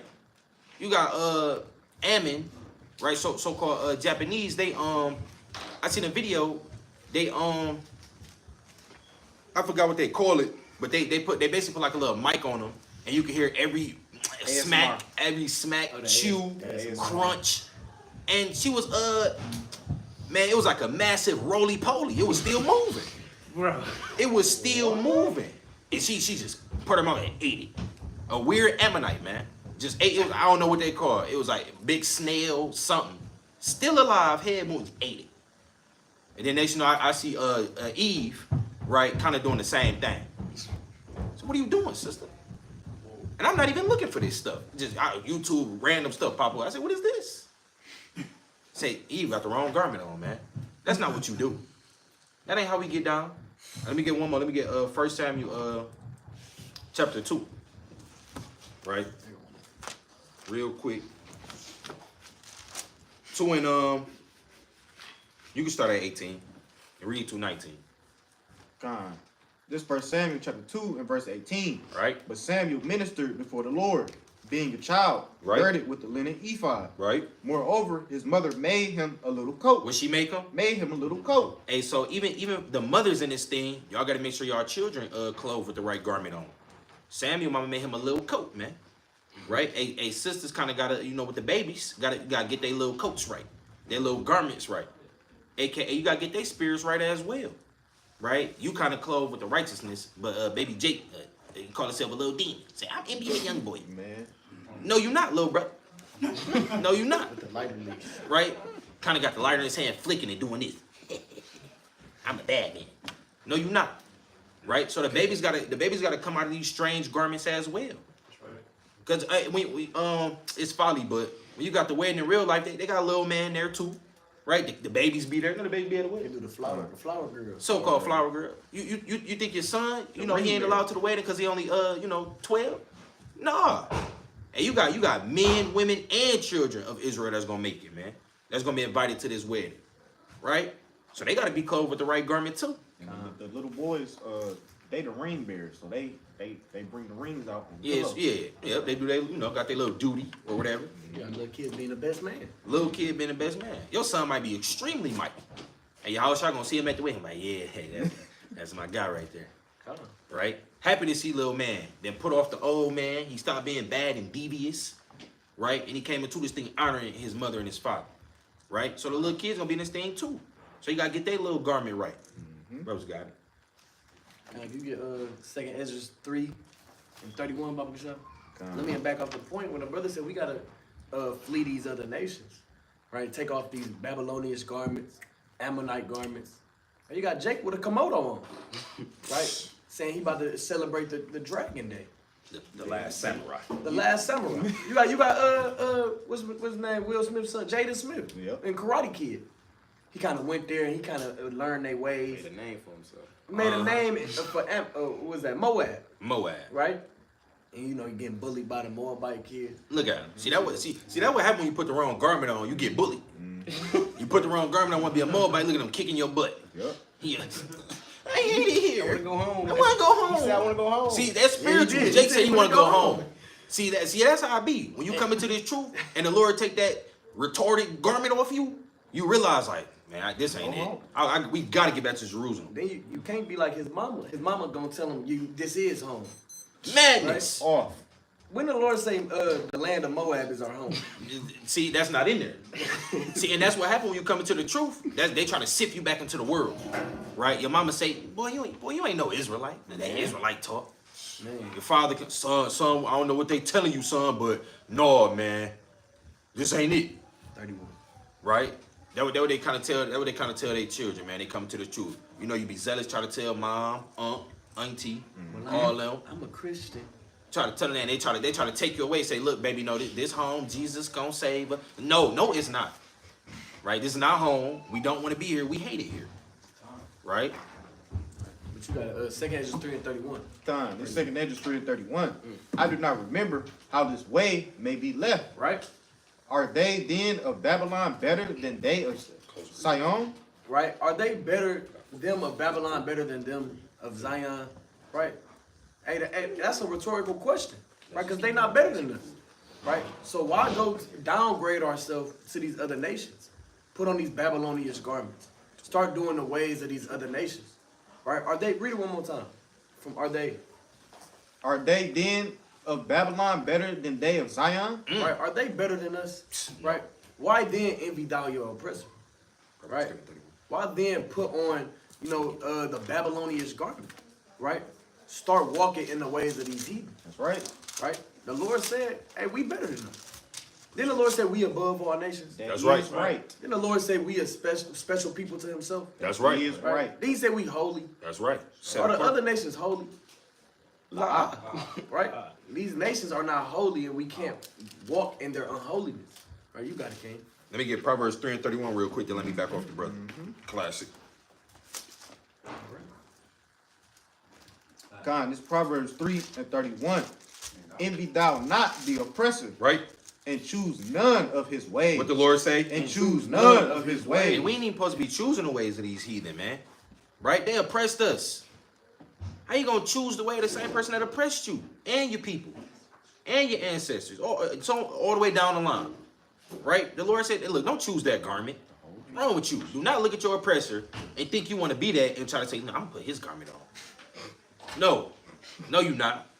As long as we can help it, no, you're not. It's a delusion. We can't let Jake put these garments on, man. Right? Let me get Leviticus 20 and 26, Baba Kashab. Brother Bible. God. 20 and 26. Yep. This Leviticus 20 and 26. And ye shall be holy unto me. What the Lord say? And ye shall be holy unto me. Right? For I, the Lord, am holy. Right? And have severed you from other people. What the Lord say? And severed you from other The people. Lord said he severed us. He cut us off from everybody else. That's why our garment's different. We have a wedding to attend that our garments got to be ready for. Nobody else has that. You know what they got to attend? The other nations? The Lord's great sacrifice. Right. All right? That's what they got to attend. We got a wedding to attend. They got a great sacrifice to attend because they're going to be destroyed. Straight up and down. The Lord said, look, I severed y'all. I made y'all different. That's our garments don't match. We don't even, on a carnal level, Jake don't dress like nobody else. They trying to dress like us. Yep. Jake is off, sag his pants. Esau would literally start sagging his pants. Yep. It's an idiot. Wearing his hat backwards. Trying to rock the 50 cap 90 degrees to the right. Brother, that's not your swag, man. Right? That's not your swag. Right? We different. We've been severed. We're not like the rest. We're diverse. The Lord say, look, we his portion. We the lot of his inheritance. Right? So our garments was different from the get-go. Then you see that in the beginning with Adam? He was the chosen Adam. The Lord gave unto him the law, says the commandments. He said, hey, run this in righteousness for me, man. Right? And what they do? Come here. You can have some of this. You can walk in these ways. You're gonna be a God. No words. You'll be a God. Right? You know what they did? They put a whole nother garment on them, man. Because they envy us. They say, dang, I like that garment he got on. That's beautiful. They don't eat each other. They don't put plates in their lips. What? Why they walk so upright like they got common sense? That's because the Lord gave us commandments. He gave us the most royal garment in all the land. And what they say, we got to get that up off him. There's no way he could be different. There's no way. We got to make him like us. So they overthrew him, man. Right? And then we start walking in the manner of the other nations. Right? We can't dibble and dabble with these garments of the other nations. It just don't end well for Israel. How many times in the book of Judges we got delivered, went back in. Got delivered, back into captivity. Delivered, back into captivity. Just judge at the judge, and you right back in captivity. You want to know why that happened? Because you keep changing your dang on clothes. You keep putting these new garments on. You keep putting them on. You got to think about it, too. Every time we sin, right, all we doing is the things of these other nations. That's right. Because all they do is sin. That's all they do. Why you think the Lord told us, I was reading the law in Deuteronomy 7, he said, this is what the other nations do. This is what the other nations do. I'm telling you not to do all this because this is the abominable things that they do. That's why the land gonna spew them out. You see what I'm saying? So we got to keep our garments right in these last days with the right garment on, clothed with righteousness, man. Clothed with this truth. Right? That was got it. Go ahead. Get Jeremiah chapter 52 and verse 30, 32. 52. Yeah. Jeremiah 52 and verse 32. Right? This is Jeremiah 52 and verse 32. Right? And it reads, and spake kindly unto him, The Lord's gonna speak kindly unto us, right? Read. and set his throne above the throne of the kings that were with him in Babylon. Right, read. And changed his prison garments. And change his what? And change his prison We have garments. to change our prison garments, right? And we was put in America, to serve our enemies, right? We can't, wear the same fits as them, right? Even it's something called even when you look up the definition of uniform, right? It says a distinctive a distinctive clothing worn by members of the same organization Wow. or body, or by children attending certain schools, right? And we under the school of Yahawashi Yahawashi. That's right. So we can't wear the uniforms of these other nations. We must wear the uniform that the Heavenly Father has gave us, right? Which is we have to be clothed with righteousness, right? Go to the book of Jude chapter 10 and verse 3. And I got one more after this. God, it's Judith 10 and verse 3. And pull off the sackcloth which she had on, and put off the garments of her widowhood. And put off the what? And put off the garments of her widowhood, and washed her body all over with water, and anointed herself with precious ointment, and braided the hair of her head, Right. and put on a tear upon it, and put on her garments of gladness, wherewith she was clad during the life of Manasseh, her husband. So Judah, she changed her garments, right? She didn't stay with the same garments of her widowhood. She put on a glorious garments, right? So as women in this truth, and y'all must also change our garments as well. That's right. These scriptures isn't just aimed towards the men, it's aimed towards women as well. They have to clean up their act as well, right? That's right. Now go to the book of Sirach, chapter 7, and verse 26. God, this is Iraq Start at 25. 7 and verse 25. Marry thy daughter, and so shalt thou have performed a weighty matter, but give her to a man of understanding. We are going to be given to a man of understanding, which is Yahawashi, right? Really? Hast thou a wife after thy mind? Forsake her not, but give not thyself over to a light woman. So the Lord, he's not going to give himself over to a light woman, right? He's going to give himself over to one whose mind is focused on him. It's not going to be on the woman of the world, right? You got woman of the world, and you got woman of this truth. He's looking for the woman of this truth. He's not looking for the damn whore like the brother was bringing out, right? That's right. The brother's got it. One more real quick to let me back up what the brother said. 1 Timothy 2:9, the classic. That's for the sisters, man. Right? How they garment got to be. Get it. 1 Timothy 2 and verse 9. In like manner also, that women. That who? That women. That who? That women. That women, the sisters, right? Adorn themselves. And Do what? Adorn themselves. Adorn. Can brother look up that word adorn? Right? You got to be infatuated. Right? I got it. What the Lord about to bring out, man? It say adorn, make more beautiful Make more beautiful or attractive. or attractive. Right? So you got to adorn yourself in what? In modest apparel. What's that garment? In modest apparel. In modest apparel. Somebody look up the word modest. I believe it means like respectful. I was just going into that word. Right? The word modest, somewhere along the lines of respectful. Right? We're going to get the verbatim definition. It says unassuming or moderate in the estimation.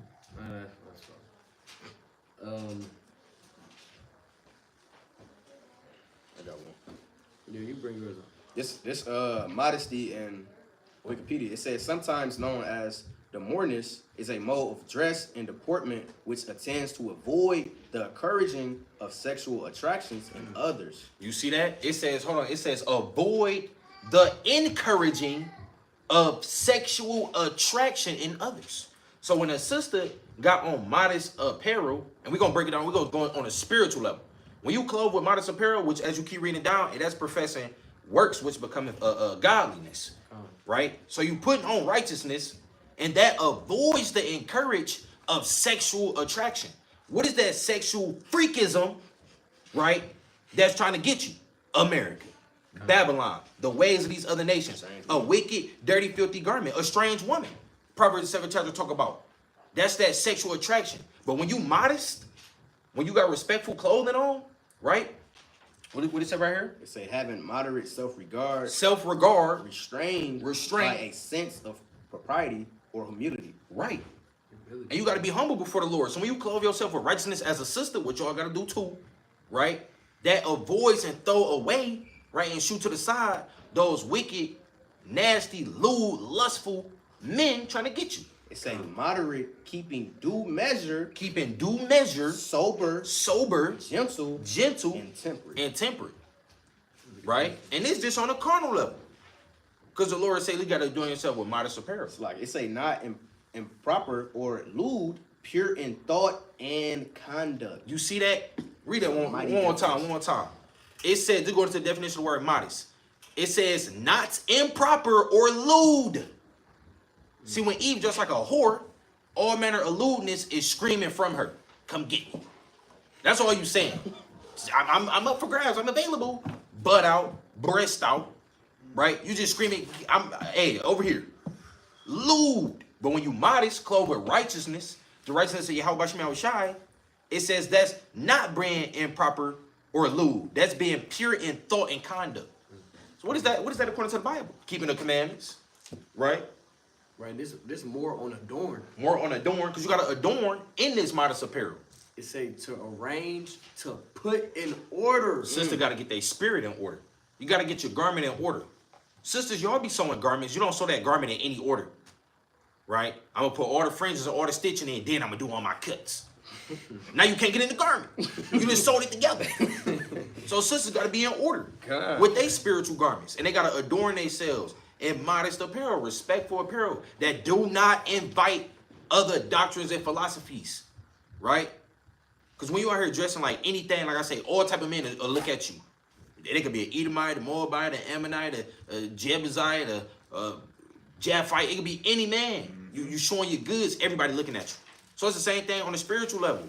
If you dress any kind of way, clothed with anything, all type of doctrines and philosophies will come at you. But if you got your garment on as a woman and modest apparel, like the scriptures brought out, which becoming women professing godliness, that shoo all of that away.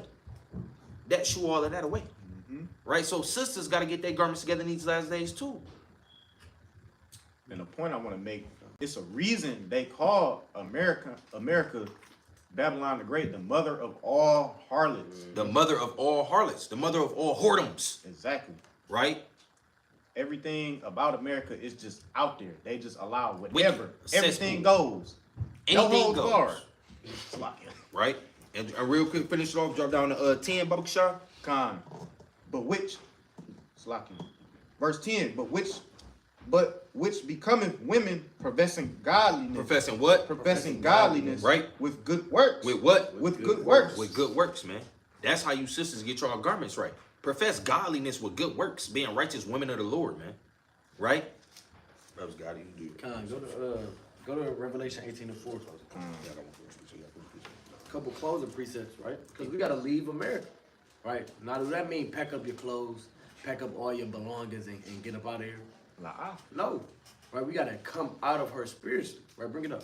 This Revelation chapter 18 and verse 4. Right?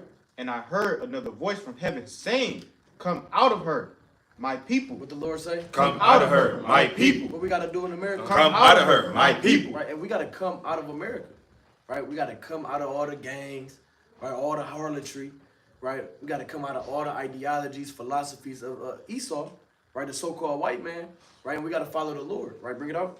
That ye be not partakers of her sins. Or you gonna be partaker of Babylon's sins, right? Bring it out. That ye receive not of her plagues. Right, you don't want to receive the plagues of Babylon, right?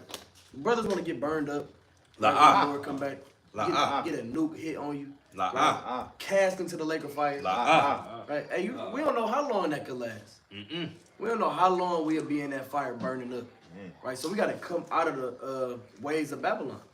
Right? Give me 2 Maccabees 10:38.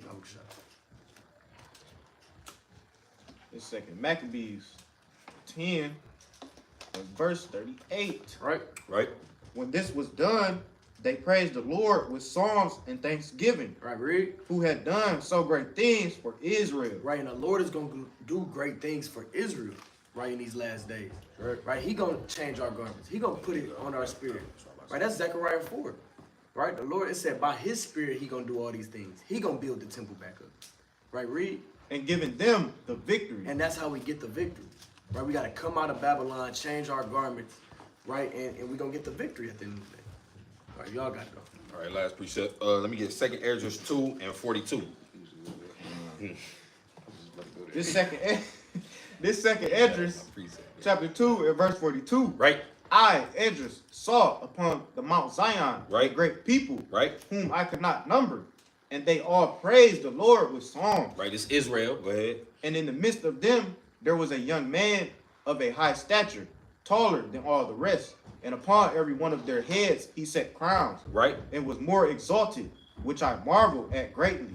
So I asked the angel and said, Sir, what are these? Say who these is? He answered and said unto me, These be they that have put off the mortal clothing. What they do? Put off the mortal clothing. How they change their garment? Put off the mortal clothing. They put off the mortal clothing, man. Right? So the elect, you understand? The ones that's gonna make it, and they the ones who changing their garment, putting off the mortal clothing, man. Putting off that mortal garment. Go ahead. And put on the immortal, and have confessed the name of God. Now are they crowned and received palms. Then, You go ahead, do your thing, Key. then said I unto the angel, What young person is it that crowneth them, and giveth them palms in their hands? Go ahead. So he answered and said unto me, It is the Son of God, whom they have confessed in the world. And it's who? Is the Son of God, whom they have confessed in the world. Then began I greatly to commend them that stood so stiffly for the name of the Lord. You finish it out. Then the angel said unto me, Go thy way, and tell my people what manner of things and how great wonders of the Lord thy God thou hast seen. And with that, shalom. Shalom. On this side, bro. This, Right side. this, Top right. this. Top right. Oh, Your that- left. Our right.